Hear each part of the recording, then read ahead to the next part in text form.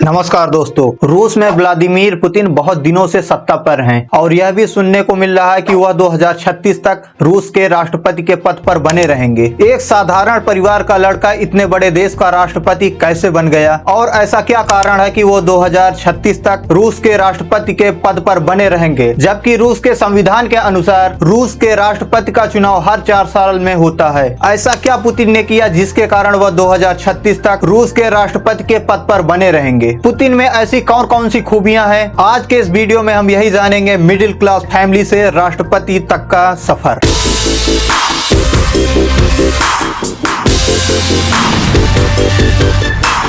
Putin का जन्म 1962 ईस्वी में लेनिनग्राड गांव में हुआ था। इनके पिता का नाम स्पिरिडोनोविच और मां का नाम मारिया इवानोवना है। पुतिन के पिता सोवियत नौसेना में भर्ती थे तथा माता एक फैक्ट्री में काम करती थी। पुतिन के पिता 1930 के दशक के शुरुआत में पनडुब्बी बेड़े में भी सेवा प्रदान की है। पुतिन की प्रारंभिक शिक्षा लेनिनग्राड में ही हुई है तथा पुतिन ने 1975 में स्नातक की परीक्षा उत्तीर्ण की। पुतिन 1975 ईस्वी में ही सोवियत संघ रूस की खुफिया एजेंसी को ज्वाइन करते हैं। खुफिया अधिकारी के पद पर इनको अलग अलग देशों में भेजा गया, जहां पर इन्होंने सकुशल अच्छे से काम किया। साल 1989 में जर्मनी रूस के खिलाफ होने लगा। उस समय पुतिन जर्मनी में खुफिया अधिकारी के पद पर उपलब्ध थे। जर्मनी में पहले रूस का प्रभाव था। जर्मनी देश को 2 भागों में बांटा गया था। आधे भाग में रूस का अधिकार था और आधे भाग में अमेरिका का प्रभाव था। जर्मनी देश को जो दीवार आपस में बांटती थी उस दीवार को बर्लिन की दीवार कहा जाता था। पुतिन के रहते हुए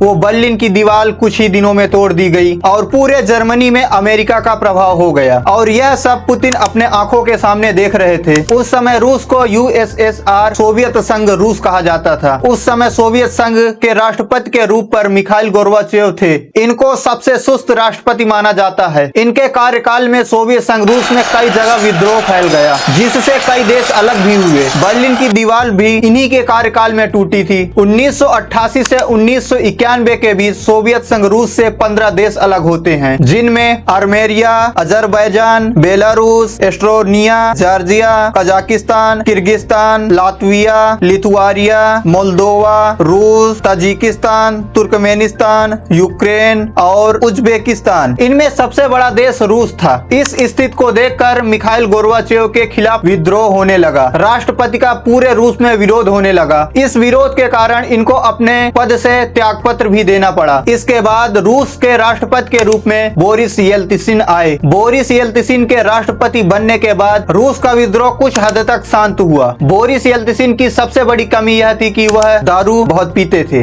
इसके लिए इनका भी कुछ लोग विरोध करते थे। बोरिस येल्त्सिन के बारे में यह कहा जाता था कि ये कहीं भी दारू पी लेते थे, कोई जगह स्थायी नहीं थी। बोरिस येल्त्सिन ने प्राइवेटेशन को ज्यादा बढ़ावा दिया, मुफ्त बाजार, निजी उद्यम पर आधारित अर्थव्यवस्था में बदलने का काम किया। इन्होंने खाद्य एवं अन्य उपभोक्ता वस्तुओं पर सरकारी नियंत्रण हटा लिया, जिससे सामानें बहुत ज्यादा महंगी होने लगी, बेरोजगारी बहुत ज्यादा बढ़ने लगी, बाजार से सरकार का नियंत्रण पूरी तरह से खत्म हो गया था। कंपनियां अपने मन मुताबिक सामानों को बेच रही थी, लोग बेरोजगार हो रहे थे, महंगाई बहुत तेजी से बढ़ रही थी। इसलिए बोरिस येल्त्सिन का भी विद्रोह बहुत ज्यादा होने लगा। इधर पुतिन जर्मनी से रूस वापस आ गए थे। तब तक इनके पद का प्रमोशन हो गया था और ये कर्नल पद पर पहुंच गए थे। रूस आने के कुछ दिन बाद इनकी मुलाकात होती है एंटोली सोमचक से। एंटोली सोमचक सेंट पीटर्सबर्ग शहर के निर्वाचित मेयर थे। कुछ ही दिनों बाद यह एंटोली सोमचक के सलाहकार बन जाते हैं। इसके बाद सोमचक इनको डिप्टी मेयर बना देते हैं। इन्होंने अपने काम से मेयर सोमचक का विश्वास जीता और अपनी काम करने की क्षमता के लिए फेमस हो गए। शहर से क्राइम को पूरी तरह से खत्म कर दिया, जिससे पुतिन का नाम सामने उभर कर आने लगा। शहर के लोगों की नजर में पुतिन एक हीरो की तरह पेश आने लगे, जो कि राष्ट्र हित में काम कर रहे थे। इसके बाद पुतिन 1996 में मॉस्को शहर चले जाते हैं। मॉस्को शहर में पुतिन की मुलाकात वेलेंटीना यामासू से होती है। वेलेंटीना यामासू राष्ट्रपति के मुख्य सलाहकार थे। उन्होंने पुतिन को राष्ट्रपति के प्रशासन में शामिल किया। यहाँ पुतिन बोरिस येल्त्सिन के प्रशासन में काम करने लगे। यह अपने काम को बहुत ही अच्छे से करते थे। इससे बोरिस येल्त्सिन बहुत प्रभावित हुए। 1997 ईस्वी में बोरिस येल्त्सिन ने प्रशासन का उप प्रमुख नियुक्त किया पुतिन को। इसके बाद यहाँ रहते हुए इनके पदों में और उन्नति होती रही। कुछ दिन के बाद यह मुख्य सलाहकार भी बन गए तथा आगे चलकर बोरिस येल्त्सिन ने पुतिन को कार्यवाहक प्रधानमंत्री भी बना दिया। पुतिन राष्ट्रपति बोरिस येल्त्सिन के इतने प्रिय हो गए थे कि पुतिन को अपने उत्तराधिकारी के रूप में पेश किया। उसी दिन पुतिन ने राष्ट्रपति का चुनाव लड़ने की सहमति जताई। प्रधानमंत्री बनने के बाद पुतिन ने अपने हिसाब से मंत्रिमंडल का गठन किया, सीनियर अधिकारियों को अपने हिसाब से चयनित किया। राष्ट्रपति बोरिस येल्त्सिन पुतिन पर बहुत ज्यादा भरोसा करते थे, इसलिए पूरी जिम्मेदारी प्रधानमंत्री पुतिन को दे देते थे। इसी बीच रूस का एक भाग है चेचन्या। चेचन्या भी चाहता था कि वह रूस से अलग अपना देश बना ले। इसके लिए वह अलगाववाद की लड़ाई भी लड़ रहा था। चेचन्या भी चाहता था कि 1991 के तरह मैं भी अपना देश अलग बना लूं। 1991 में रूस से 15 देश अलग हुए थे, तो चेचन्या भी यह चाहता था कि मैं भी एक स्वतंत्र राष्ट्र बन जाऊं। इधर रूस के मॉस्को शहर में कई जगह बम ब्लास्ट हुए। इन बम ब्लास्ट में लगभग 300 लोग मारे गए। रूस को लगा कि चेचन्या के लोग जो आतंकवादी संगठन है वो मॉस्को शहर पर बम ब्लास्ट कर रहे हैं। इस तरह पूरे रूस राष्ट्र की जनता चेचन्या के खिलाफ हो गई। हालांकि बहुत से लोगों का यह मानना है कि जो मॉस्को शहर में बम ब्लास्ट हो रहे थे वो चेचन्या के लोग नहीं कर रहे थे, बल्कि पुतिन उन बम ब्लास्ट को खुद ही करवा रहे थे ताकि रूस की जनता का सपोर्ट मिले और वह चेचन्या को पूरी तरह से खत्म कर सके। इससे पुतिन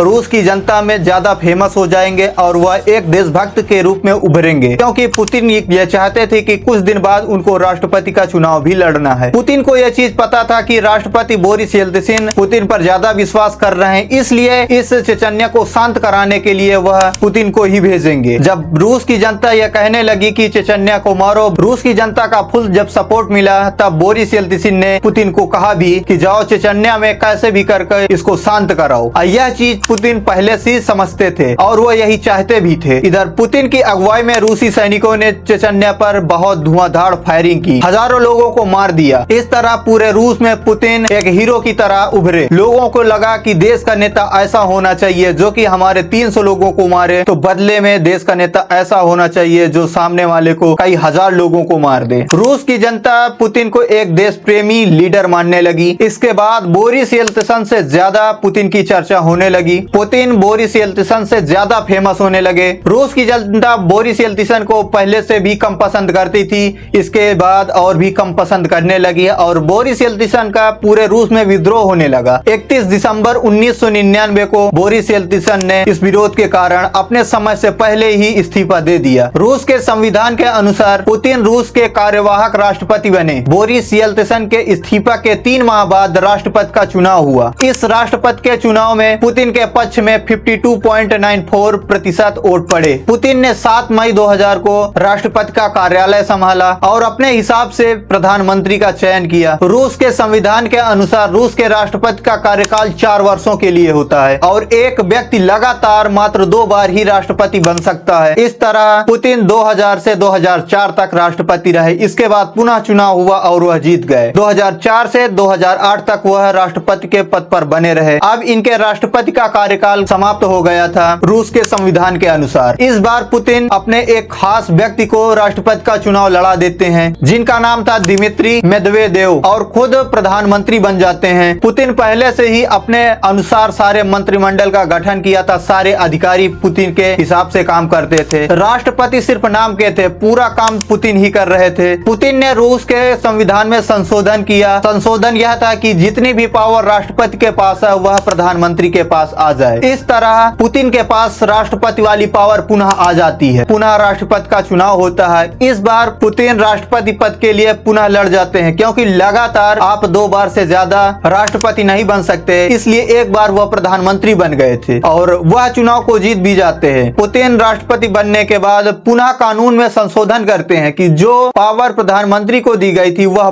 पावर पुनः प्रधानमंत्री से राष्ट्रपति को ली जाती है। पुतिन अपने पावर में आने के लिए हर तरह के कदम उठाते रहे। पूरा एक तरह से देखा जाए तो संविधान के साथ खिलवाड़ किया जा रहा था, लेकिन यह सब पुतिन अपने पावर के लिए कर रहे थे। हालांकि जनता की दृष्टि से देखा जाए तो यह अनफेयर है। इस तरह की हरकत को कुछ लोग तानाशाही भी कहते हैं। 2020 में जो चुनाव हुआ उसके बाद यह नियम बनाया गया कि पुतिन रूस के राष्ट्रपति के पद पर 2036 तक बने रहेंगे। ऐसा कहा जाता था कि इस चुनाव में जनता की राय मांगी गई थी कि क्या पुतिन 2036 तक रूस के राष्ट्रपति रहना चाहिए। कुछ लोगों का मानना है कि यह चुनाव पूरी तरह से फेयर नहीं हुआ है। पुतिन के चुनाव जीतने का यह भी एक कारण था कि वह देशभक्त के रूप में उभरे। शुरुआत में जब वह पहली बार रूस के राष्ट्रपति बने तब रूस की जीडीपी बहुत तेजी से ग्रोथ की। उसके बाद पुतिन ने मंत्रिमंडल का गठन अपने हिसाब से किया, अपने हिसाब से अधिकारियों का चयन किया। रूस की मीडिया पर पुतिन का पूरी तरह से कंट्रोल होता है। यहाँ की मीडिया पुतिन के बारे में कुछ भी गलत नहीं बोल सकती। यहाँ अगर कोई विपक्ष में चुनाव में खड़ा होता है तो उसको किसी न किसी तरह से जेल में डलवा दिया जाता है। पुतिन के पास बहुत मजबूत साइबर कंट्रोल भी है। कुछ लोगों का यह भी मानना है कि अमेरिका में जो डोनाल्ड ट्रंप राष्ट्रपति के पद पर चुने गए थे उसमें पुतिन का भी हाथ था। पुतिन मार्शल आर्ट में ब्लैक बेल्ट भी हैं। पुतिन बहुत अच्छे शूटर भी हैं। पुतिन को बहुत से लोग सच्चा देशभक्त लीडर भी समझते हैं। कुछ लोगों का यह मानना है कि यह एक तानाशाही भी है। पूरी दुनिया में पुतिन के बारे में कई अलग अलग के आर्टिकल हैं। आप पुतिन के बारे में कौन कौन सी ऐसी चीज जानते हैं, प्लीज कमेंट करें। आई होप आपको यह वीडियो अच्छी लगी होगी। अगर वीडियो अच्छी लगी है तो वीडियो को लाइक करें और हमारे चैनल में पहली बार है तो चैनल को सब्सक्राइब करें। हम आपसे मिलेंगे अगले ही ऐसी रोचक और नॉलेज भरे वीडियो में। तब तक के लिए जय हिंद दोस्तों।